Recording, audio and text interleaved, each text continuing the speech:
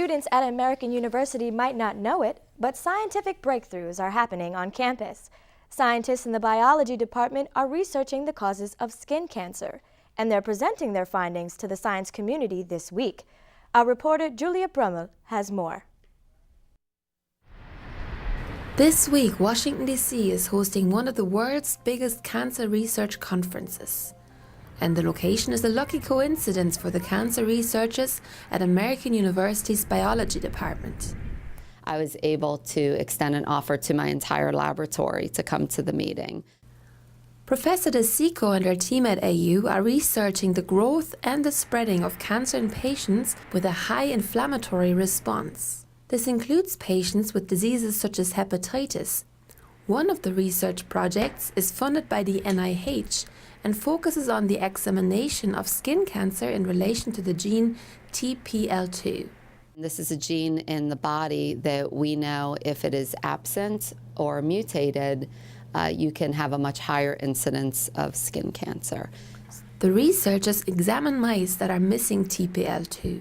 About 80% of these mice develop skin cancer. Student researcher Tracy Tabib is looking at cells taken from the mice that are missing the gene to find out when and how they mutate from a healthy into a cancerous state. It'll definitely help us understand more like what conditions lead to cancer in terms of inflammation. That'll let us give better guidelines to people on what they should avoid doing in order to not develop skin cancer in particular. The researchers also say they're hoping to find answers to what triggers cancer to spread in the human body. From Washington, D.C., I'm Julia Brummel. After years of mystery, the International Space Station says it might have discovered evidence of dark matter. It's invisible to the human eye, and it makes up about 25% of the universe. Scientists say the results only support one part of a complex theory of gravity, but they're optimistic. More information will be available in a few months. New York could rely solely on renewable energy by the year 2030, a new study shows. Researchers from Cornell and Stanford universities say the city would require huge investments in wind turbines and solar panels.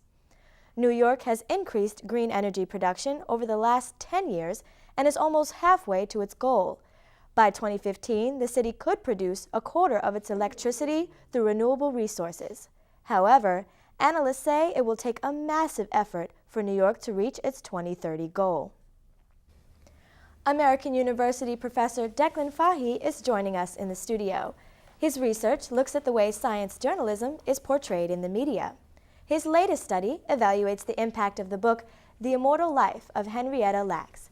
He's here to discuss the role of the media and pop culture in bioethics. Our own Jordan Derry is with him. Jordan? Thank you, Christina. And thank you, Professor Fahey, for joining us here today. If you could start by briefly describing your study. Sure, Jordan. I'll talk a little bit about how we came to look at this. Two things came together. There was this book, The Immortal Life of Henrietta Lacks, was this phenomenal bestseller on the New York Times bestseller list for years. And it was about bioethics, which is this esoteric, sort of narrow academic topic. So it was this massive appeal, and we were interested in what was going on there, my co-author, Professor Matthew Nisbet and I.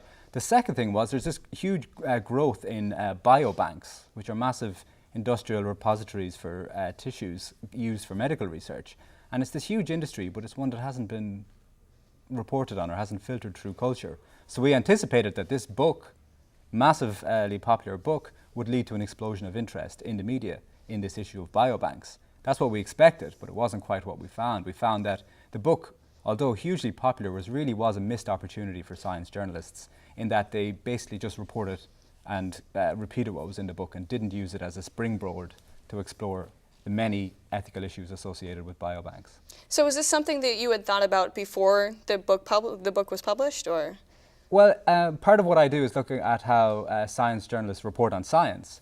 And much science journalism reports on new findings, new studies, new happenings. And what science journalism hasn't been very good at is looking at ethical issues, issues of privacy, issues of who owns your cells, who has control over those, whether somebody can take some cells from your body when you go to hospital and make money from your cells without you knowing about it or having any financial stake in that. So this is a kind of a long-term hidden issue that's one that's difficult to report upon, and it's difficult for journalists to find an angle on this. But what we expected to find in our study is that the book would be this opportunity. The book would be this event that would launch a huge amount of very in-depth, detailed, investigative coverage of what is this massive, hidden, and quite troubling issue. But it wasn't really the case, we found. Why do you think that is?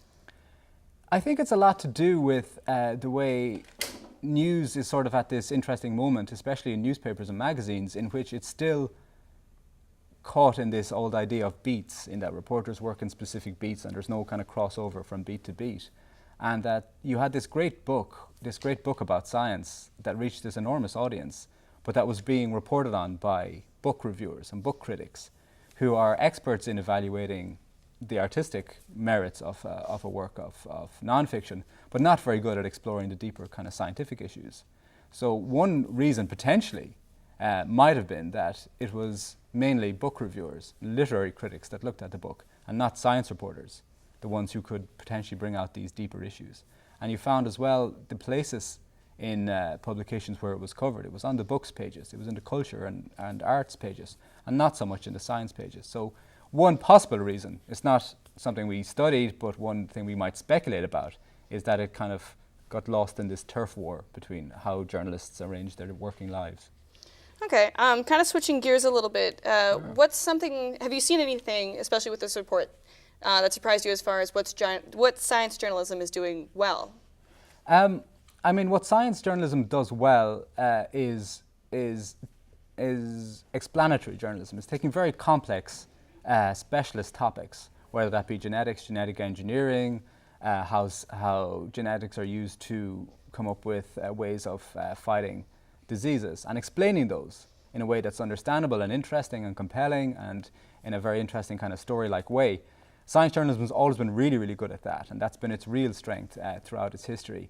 And this is an example of something that the book does exceptionally well. It's a really, really good read. It weaves together personal stories of the Lacks family, a really tragic family from Baltimore, and this very advanced science around genetics. And it blends those two ideas very, very well in a really strong example of science journalism. And most of the reviews did that as well. But our issue in our paper is that they didn't go beyond that. They kind of stopped when they should have gone further. All right, well, excellent. Thank you so much for joining us here Sure. today. Back to you, Christina, in the studio. Thanks, Jordan. Coming up after the break, we'll look at how a new software at Georgetown University may eliminate online grading from professors' busy schedules. And cicadas have come back from their 17-year hiatus. Stay with us.